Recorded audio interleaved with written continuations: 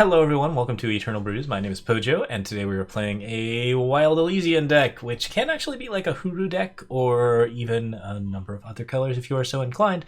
But we are currently trying it with two-color Elysian for a number of different reasons, which we'll be discussing as we go into the video. This is Pyrelyn. The basic idea is that we are trying to play Eilyn using Worldpyre, so we also are playing a wide variety of other cards, including the classic Eilyn card, Channel the Tempest, and Scourge of Frosthome, which is not a classic Eilyn card, but is still an extremely fun card to be playing off of a Worldpyre. We are trying to play really aggressive stuff early on and play aggressive amounts of spells.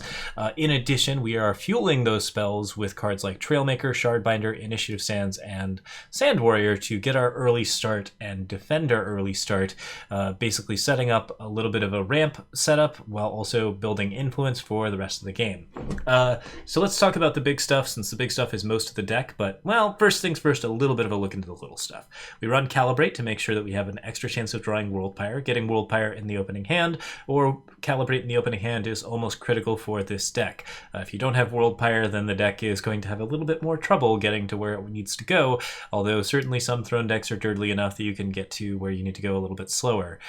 Sand Warrior, Initiative Sands, and Shardbinder, all of these cards are early game, but there are two, of course, formats. Shardbinder and Sand Warrior provide some reasonable defense, while Initiative Sands and Trailmaker provide some decent sort of ramping, allowing you to play Worldpyre earlier if you can play it on turn 4, even if the Initiative Sands dies.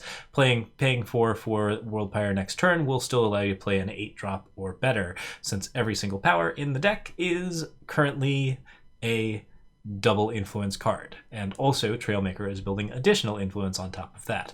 With that, Worldpyre becomes a significant ramp card that allows you to ramp some really sick stuff out. Once you follow up that kind of stuff, you get to play a wide variety of pretty cool cards. So yeah, it's going to be a fun time. We're going to be playing with all of this stuff to get the early game set up, and then we're going to play into the late game. Now, the late game is defined by 3 basic steps. You have the turn in which you have potentially 8 power, which hopefully is the turn after you play Worldpyre. There's also turns where you might not have 8 power because something has gone wrong, or maybe you ramped to the card and you'll only have 7 as a result of Trailmaker being your particular setup for Worldpyre. In those cases, you have particular 7s that you want to play, but most of the time 7s and 8s tend to be in about the same place. 9s and 10s, on the other hand, those are usually not accessible right after you play Worldpyre, so these cards are a little bit lighter and a little bit more impactful, but still a little bit harder to access. Notable options include Ravid Insect Master, which plays power cards of your choice from your deck. When you are playing a lot of Silixes, Ravid is extremely strong. He just does everything right for this deck. He gives you a lot of defense, he gives you a number of power. I've talked before about how Ravid is just sort of the be-all end-all of ramp decks, because not only is he a little easier to access than most other ramp cards, he just basically comes out like a little bit before 9 or before 8, which is often a little harder to reach, but also he allows you to get to 8 or 9 very quickly while also giving you flying blockers on top of that. Basically, if you're doing a bunch of temporary ramp, Ravid will also shore you up with permanent ramp, meaning that even if Ravid dies or your other ramp dies, if you're like, if your Worldpyre is destroyed, for example, you're in a much better situation for having played Ravid than not having played Ravid. This guy is just bread and butter for Elysian ramp. I really like this card a lot, and he tends to do a lot of work. On the other hand, if you're already too overwhelmed to play Ravid, you can also do Solar Blast, which deals 7 damage to each unit in sight. Notably does kill sites, but it's a giant wrath effect that the cost of which we don't really care about in this deck, because we're able to play it as long as it costs less than 8. And 7-drop actually is even a little bit easier to play in certain Trailmaker setups. So very strong stuff on that front.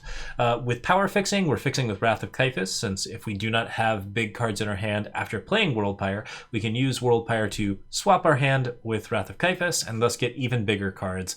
Very strong, especially if they don't have the Aegis, if they have a face Aegis, since then Wrath of Kyphus is blocked by them and they don't get the cards while you do.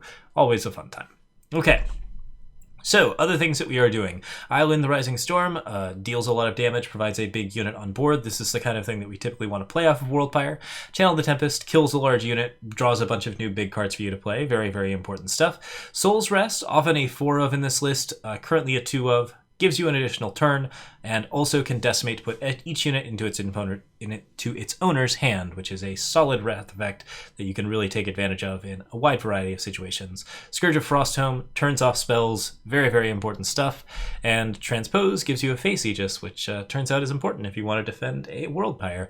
We have a couple of different options to access for Worldpyre, including Arcane Restraint, Crystalline Chalice, Linray's Codex, Spirit Ward Shaman, and Yeti Pult. Restraint is for big control decks. Crystalline Chalice is to make all of this early game like a little bit more card draw happy. Linray's Codex is your standard big giant crystallize on a stick. Spirit Ward Shaman gives you more ways to defend your face, and Yeti Pult is just a 4-mana card draw option for when you have a lot of power but not a lot of cards to play around with. So all like reasonable options, but mostly you just want to have that early transpose to make sure you can get a quick fast face Aegis and play something around with that. I think the other version of Pyrelyn that might be very useful is a Hoodoo list. We'll probably be talking about that later, but there is a good chance that you can play some decent Anaya setups with infinite Aegises to make sure that your Worldpyre never dies. So handy card to be fetching. All right, so that's the basics of it. Let's go ahead and hop into a couple of games, and we'll show off how the deck works. All right, here we are up against Greedo. We have a Transpose, an Initiate, a Calibrate, and a Worldpyre. So right away, exactly where we want to be. The power's a little bit iffy here, but because we have basically everything we need, we're ready to go. Most of our power is going to be depleted early on. Playing time symbols makes it more likely that Elysian Eilyn and the like are going to help us out. But since we are trying to ramp early rather than late, oh, and this is notable, I think we are going to pledge Eilyn. Eilyn's Pledge is actually a really important part of this deck. It allows you to play more 8-drops in the deck while still drawing pretty good hands most of the time, which tends to be a useful function since you are trying to get set up fairly early in the game. Okay, so we have this Transpose. I don't really need to do anything with it. I might actually throw it right now for a early Face Aegis, since that will allow us to do some interesting shenanigans later on. We just won't exchange anything. Don't need anything, so not going to play anything. Go ahead and play our Time Sigil. We have a decent amount of power here. We can Calibrate or we can Initiate. I think that Calibrate and Initiate both do different things here. I'm probably most interested in Initiate at the moment, just for the extra power, since that allows us to play Worldpyre a little bit faster. But yeah, both are going to be pretty tricky here. You would like to see more Worldpyres very, very soon. So hopefully we'll pick up something pretty quickly. Opponent has done a Seek Power and Strategize. They're playing some sort of control list. That suits us just fine. Using cards like Rapid Insect Master, we should be in fairly good shape to set up against that. Elysian Banner is going to be undepleted power, which is fairly handy stuff. Time Symbol and Crest of Wisdom both work very well. I think since we already have the ability to play...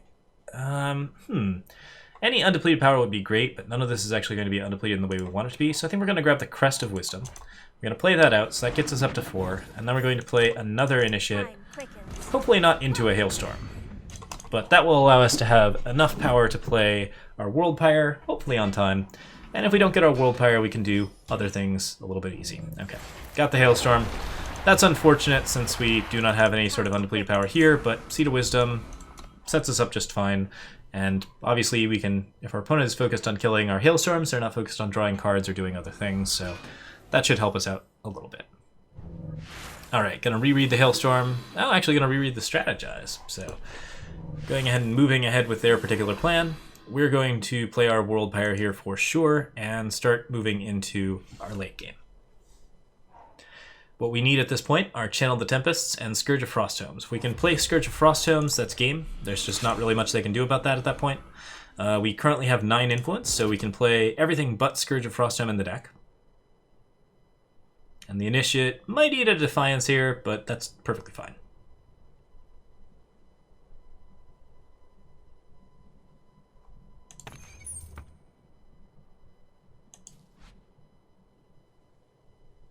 Alright, Defiance it is. You will pay for your crimes. So with 4 power available, we are still going to be able to activate our Worldpyre just fine and set up Rabbit Insect Master. That will get us a little bit of ramp going, as well as get us set up for future Solar Blasts and the like. Stormholt Knife is a pretty damaging card, but isn't going to be the end of the world for us. Go ahead and slam that down, and we want to play an Elysian Eilyn since that gets us a Treasure Trove to play. And allows us to draw into new cards. The Eilyn's are a big part of this deck. They allow you to pick up basically just a lot of extra power and a lot of extra spells. The faster you can get into those Channel the Tempests, the better off you are. So this is definitely something that we're very interested in picking up. Okay, we got a Geneb Merchant here. That can cycle into a wide variety of things. I think the worst would probably be like transpose into the Huru option. I'd be a little worried if they had that. But yeah, a 5-2 here is just fine. We're not going to use our Solar Blast or anything. I think we're just going to try to crack that Stormholt Knife. Currently feeling very happy that we had the copy of Transpose in here. Okay, they got a Transpose out of their market, so they use that to crack our Aegis. Now the question is, do they have the... Okay, Royal Decree. That's not a big deal.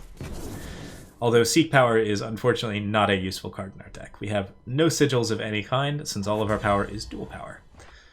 Yeah, I don't have any particular worries here. I don't need the Worldpyre to have an Aegis if they don't have Attachment Destruction. And we're happy to have the Shardbinder here as a available option, even if we're not playing it. We're going to hold on to that Seek Power, use it for Transpose. If we can get a Transpose out of it, then great. This seems like something we want to kill. I don't care about Shardbinder at all here. It's a good way to get some early stuff happening, but not really anything we're super unworried about. Okay. Elysian Banner gets a little bit more power out for us, and I think from here we're just sort of waiting for our bigger stuff to arise. Eilyn the Rising Storm is definitely amongst that bigger stuff, so let's go ahead and slam in with 2 units.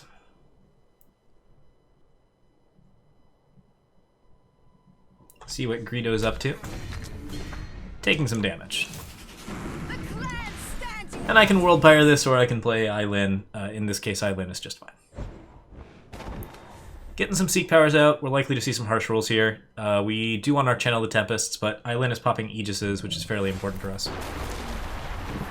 Seeing the Hailstorm, not that big a deal. Eilyn draws us new cards. Drew another Seek Power, which is definitely not up our alley. Might see a Defiance here, but looks like our opponent does not have the current answer to the Eilyn, which is going to be very happy for us. Seeing a Echo card. That's probably a Snowball, would be my guess. Yeah, Jotun Hurler. There are other things that it could be, but that seemed like the most likely. Alright, this is Huru control, so very, very likely that we are going to seal up the game with this play. Boop. Attack. Is that the concede? There may be an Abigraft, and if there is, they're okay. But if there isn't an Abigraft, then that is going to be the end of the round. Looks like we're good. Alright, and that's the basics of it. You play the Scourge of Frostholm, you lock down control stuff and Throne. If you can do it early, it's really, really good. If you can do it late, that's fine too. Alright, here we are up against Shadelock. I have Eilyn the Rising Storm in here. I have 2 Calibrates, most notably. That's actually a really good start. We get the ability to calibrate pretty quickly. Time and Primal Symbols mean that we should be able to play Elysian Eilyn for card draw on top of that. I honestly don't think I pledge Eilyn here, but since we have a good chance of drawing Worldpyre, and Eilyn gets us a decent chance of drawing power as well. We have at least 4 power, that's all we need for the setup. So I think we don't pledge, and I think we hold on to Eilyn as our Pyrelyn. Tradition Chant. We're also on the draw, so we'll see what we draw. Yeah, seems fine. We calibrate here, play a Primal Sigil, or play a Primal Symbol, and then we can set up for Eilyn, which will either be our turn 3 play into a card draw. Ooh. Alright. So there's a couple ways that we can approach this. Calibrate gets us a second Eilyn, which is cool. At this point, I don't think we can hook up with a Worldpyre on time, but we are still able to play Initiate into a second Calibrate, which is pretty good here. Got an Elysian Insignia. Still no Worldpyre, but we have dug the top 10 cards of our deck off. So now it's somewhere in the top 50 out of 4, which is a better chance than it was before. Since we still haven't found it, we're going to Treasure Trove. We're going to keep digging until we do. Okay, another Silix. That seems like a pretty good start. Okay, so notably, I am actually looking pretty dope on ramp. I have 2 initiates, so I can just slam down the Ravid Insect Master. We don't need the Worldpyre here if we can actually keep these 2 initiates on board, since we have an Elysian Silix undepleted, followed by a Ravid Insect Master, which then ramps us to Island the Rising Storm. Do have to keep the initiates alive, though, which is not going to be easy against a deck that is probably capable of throwing some fire around.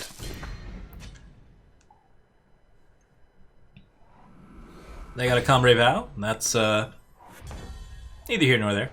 Alright, so we are just going to play Silix here. Follow it up with Ravid.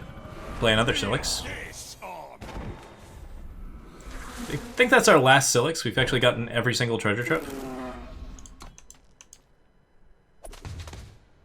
Gentle Grazer number 2. I don't remember what Gentle Grazer got last time. Tradition Chant, I believe. Okay, so this looks like some sort of ambush-heavy deck that really hasn't had any cause to ambush. But nonetheless, we're looking fine. That attack does not look strong. That attack does not look strong either. Okay, pretty simple stuff here. We have Eilyn, so we're going to play Eilyns. Play a Crest of Wisdom to draw some cards. I'm attacking into a pretty ambush-heavy deck. I think I'm probably good. Yeah, that would have been a trade for 2 Gentle Grazers. I don't know how I feel about that. More Desert Alchemists. And a Harsh Roll. Okay. Sure. I don't even know why you'd ambush if you were going to Harsh Roll, but I guess whatever you can get out of there. Okay, so we got these 2 that are going to go off. I think there's nothing stopping them from going off, so probably just do some card draw here. Found our Worldpyre. We can play it this turn if we want to, so why not? Go ahead and slam that down. See if there's like some Sabertooth Pride leaders in there. I'm already at 8, so I'm not in any particular struggle area, but I can Shardbinder and play Eilyn for 1, which opens up the opportunity to play other stuff without too much issue. Arcanum Hourglass, that's not very useful unless you're running vows. How many vows have they actually vowed? 2. Okay, so they are going to get 2 power off this. We'll Calibrate. Got a Crest of Wisdom. Shardbinder here is fine. We are looking for big stuff now. Eilyn costs 1. Pretty cheap Eilyn. And Initiate, I could be either here or there on that. I think we'll hold it since it's a good post-Harsh Roll option. Okay, turn to seed hitting the Eilyn is very sad since this is of course an Eilyn deck, but we still have plenty of other cards to be playing. Oh, and we even had a Soul's Rest, which would have given us an extra attack off of the Eilyn. Would have been very nice. All right, we'll attack for 3. Gentle Grazer. Blocks in. That's another Arcanum Hourglass. So not really great hits off Gentle Grazer. I could Soul's Rest here. It doesn't really seem useful to attack again at this point, although that might be good for cheating out Little Seed a little bit later.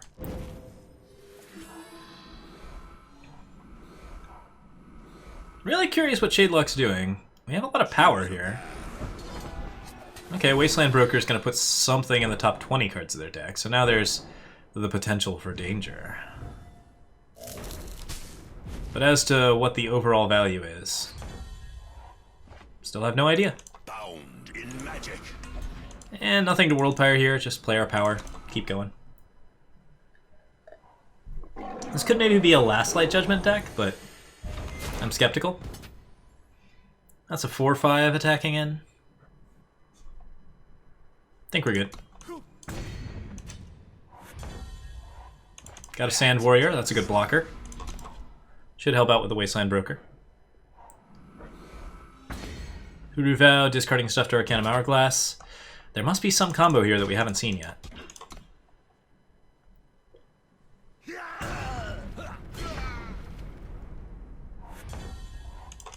If I choose to take Soul's Rest here, I can. Let's see here. How much damage is that? 5, 6, 7, 8. But this has Ambush, so... yeah, it's not useful.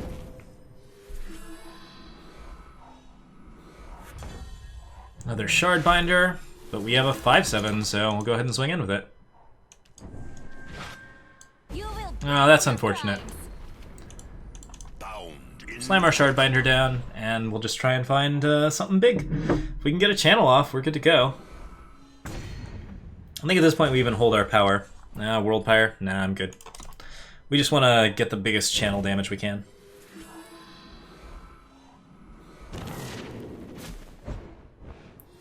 Tradition Chant, doing some invoking, finding a little bit more power. They definitely thinned out their deck in terms of available options, but we still don't know what the Wasteland Broker choice is, so we should see it soon. Scepter Nobility, not a card I care about. That is probably worth a block, especially since we get to attack back.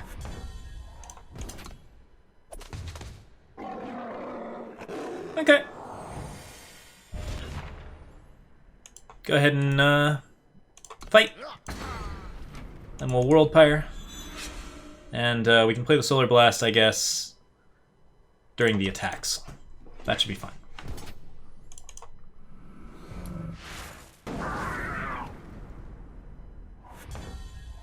Gotta Calibrate. That's not really going to find me much, but we can at least get Crest of Wisdom to try and look for other cards. Found ourselves a Wrath of Kyphus. That seems like a very good choice for us. We might actually wait until we have the Soul's Rest to play it. Oh wait, I can do both. So, yeah, let's do that. Wrath of Kyphus. Oh. Whoops. You know what? I might swap that. I messed up. I needed to play the Soul's Rest instead. You know what? Let's draw new hands. I should have another Soul's Rest in here, and also I have some other very expensive cards, so... Alright, we got a Ravid Insect Master, and we got another Wrath of Kyphus. Let's go with the Ravid first. Not much to play with here. But Crest of Wisdom gets us another chance at drawing whatever we need. Solar Blast is not what we need. Sabertooth Pride Leader breaks the Worldpyre. That's not a big deal. Seed of Creation. Still not sure what this deck is doing. 25 power, could be going for like a Flame Blast. A lot of 5 power cards. We've taken a little bit of damage here, so that's notable. This ends now.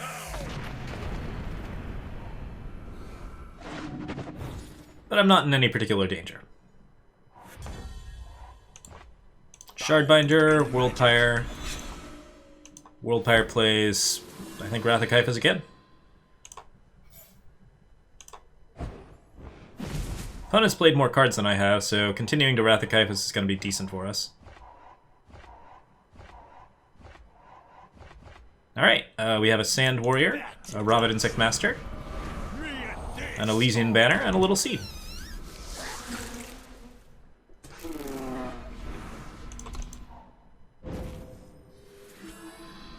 Opponent's getting some Arcanum Hourglass action out of this, so we're both profiting.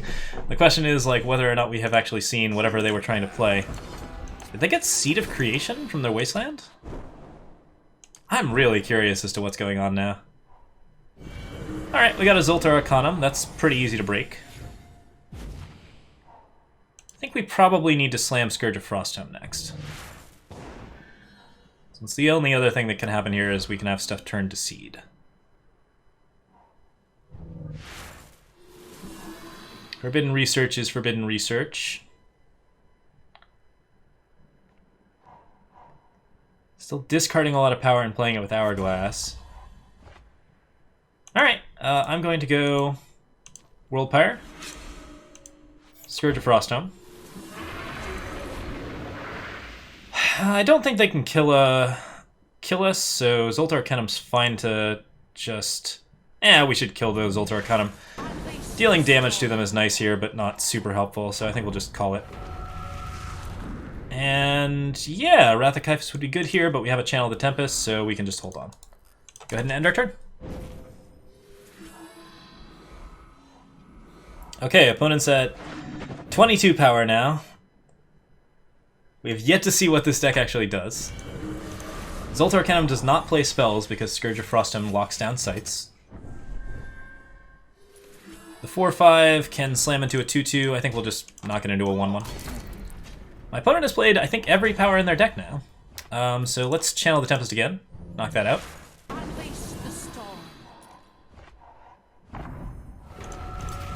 These attacks look fine. Doesn't look like we had anything bad happen to us. And Sand Warrior, Trailmaker gets us a little bit more to play with.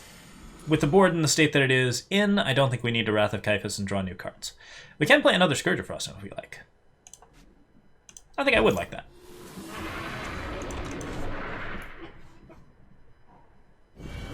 Another Zoltar Arcanum. Not really doing much here.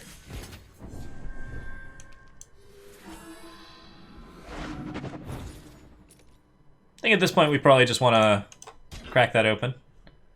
16 cards left in my opponent's deck. I think I have used 2 of my Wrath of Kyphuses, so we can't actually mill them out with Wrath of Kyphus, which we probably wouldn't want to do anyways. Nonetheless, I think I should draw some new cards. Got our Channel. On top of 7, that's a pretty sizable amount of damage.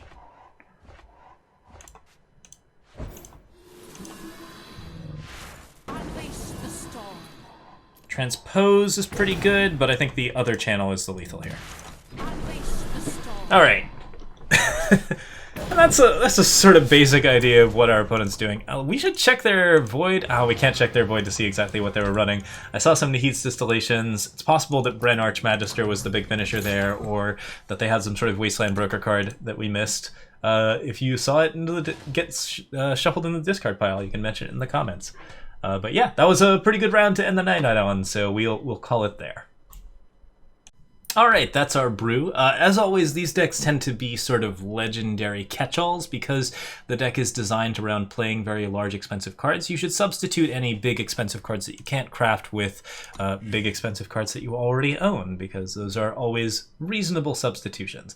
This is only sort of the ideal environment, or whatever we feel like is probably going to be the best played at the time. I also would recommend, if you're going to want to experiment with this list, they are, of course, as always, experimental shells that are played with and practiced until they get to a decent win rate, and then posted out into the world. But if you would like to improve upon them further, I recommend looking into splashing into green with this deck, because Anaya, the new Anaya, gives an Aegis ability that will be unremovable as long as Anaya has that Aegis.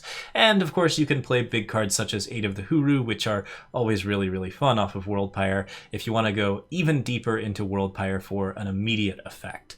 But yeah, this is sort of a magical Christmas land type deck. You can have a lot of fun with it. I hope you all enjoy. As always, you can find me on Twitch. You can sub to me with Twitch Prime, or Amazon Prime rather, if you have that. That's a great way to support the stream. You can find me on YouTube and sub to me there. And you can find me on Patreon, which is of course always a great way to support me on the stream. And if you would like to follow for updates, I am on Twitter as well. That is everything, however.